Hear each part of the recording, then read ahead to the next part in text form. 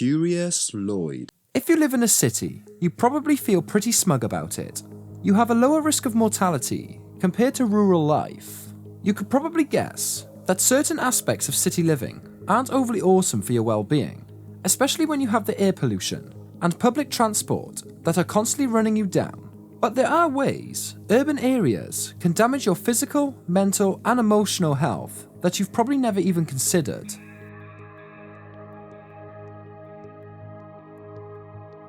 Fast-paced and noisy life can destroy your mental and physical health. There's a reason why pastoral life has long been associated with peace and relaxation. City life can literally drive you crazy. According to research, the risk for anxiety disorders is 21% higher for the people from the city, and who also have a 39% increase for mood disorders. In addition, the incidence for schizophrenia is almost doubled for individuals who are born and brought up in cities. Discovering why urban life is so horrible for our mental health is the subject of extensive research, but there are some good theories.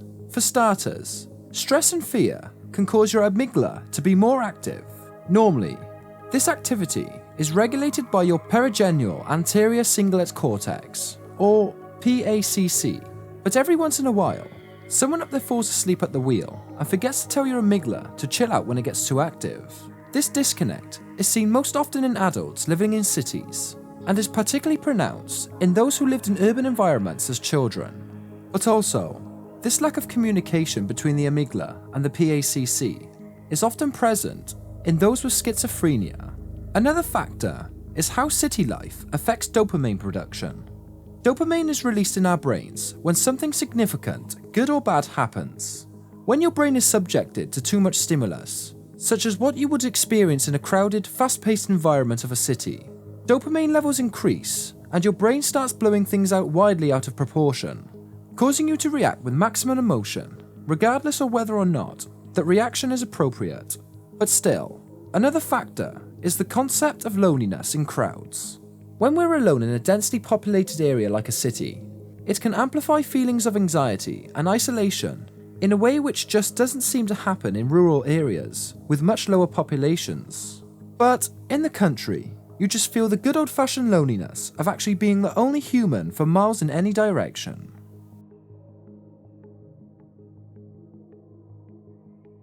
Tiny apartments can cause psychological problems and lead to substance abuse. From tiny houses to micro-apartments, small living spaces are having a bit of a moment in the sun, and if you happen to enjoy your extra urbanite existence in a dwelling the size of a postage stamp, then good for you. Unfortunately, it's probably not cut out to be a long-term relationship. But once reality sets in, your home sweet home may as well become an added source of stress in your life. Almost every normal activity involves extra steps, like pulling down a Murphy bed before you can sleep. Over time, these little bits add up until you eventually stop doing these tasks altogether. Furthermore, studies also show that crowding stress increases rates of both substance abuse and domestic violence. And other research has established that crowding stress leads to psychological distress, and that the effects of crowding worsen over time. These effects related to residential overcrowding were found to mirror those of institutionalized populations. In other words, living in tiny spaces makes you start to feel like a prisoner. In short, when so much focus is given to the function and utility of living area, very little room is left for identity space. So room for activities tied to our interests and personality. Failing to make room for these things like hobbies or friends can result in health problems and unhappiness, even depression. So yeah, that studio apartment or space saver wardrobe you found on eBay might be saving you some money or allowing you to live in a great location, but you're effectively moving into the tiniest possible human enclosure, so you're pretty much living in a zoo.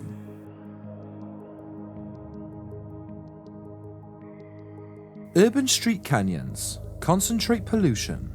Cityscapes can have a certain amount of beauty, what with their skylines and high-rise lined streets creating those picturesque concrete canyons. Unfortunately, as with the many things in this video, those are trying to kill you. Now you see, air gets trapped and recirculated in these canyons, preventing fresh air from reaching the streets where people like us wander about. Even worse, this recycled air picks up all the dust and pollution from cars, food vans, dead rats, and whatever else. So the air that's circulating is full of concreted pollutants and particulate, just waiting for you to take a deep breath. Studies show that these inner city corridors can increase pollutant exposure to levels 1,000 times higher than any other urban settings, which can also increase the risk of things like heart disease, asthma, chronic bronchitis, preterm birth, low birth weight, and cancer. It's like death farted into his hand and is throwing it in your face every time you walk into town or to catch a bus or getting food. But speaking of those odorous food vans,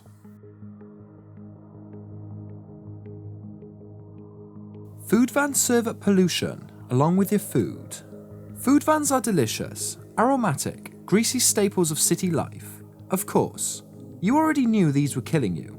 All that cheese and saucy meat isn't doing anyone's heart any favours, but you probably didn't know that along with your arteries, these vans are also damaging the environment. According to New York's Department of Health and Mental Hygiene, one street cart grilling meat over charcoal for a day sends up as much particulate matter into the air as a diesel lorry driving 3,500 miles, which is the distance from New York to Denver and back. Since around 2,000 New Yorkers die every year just from smog pollution, the city is looking at ways to reduce the damage being done by food vans, such as installing solar panels and plugging vans directly into the electrical grid.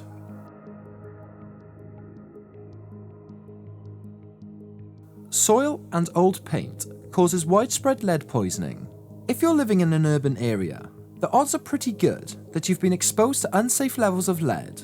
Research by the Center for Disease Control shows over 40% of the states that reported lead test results in 2014 have higher rates of lead poisoning among children. And the good news doesn't stop there. According to the World Health Organization, exposure to lead causes irreversible and significant behavioral and developmental problems in children that affect them throughout their lives. So with having this long term, this means communities will have to meet the rising demand for special education and teenage correction programs that will emerge once lead is translated into reduced IQs, shortened attention spans, and greater incidences of violence. So you're probably thinking, how the hell are we consuming all of this lead?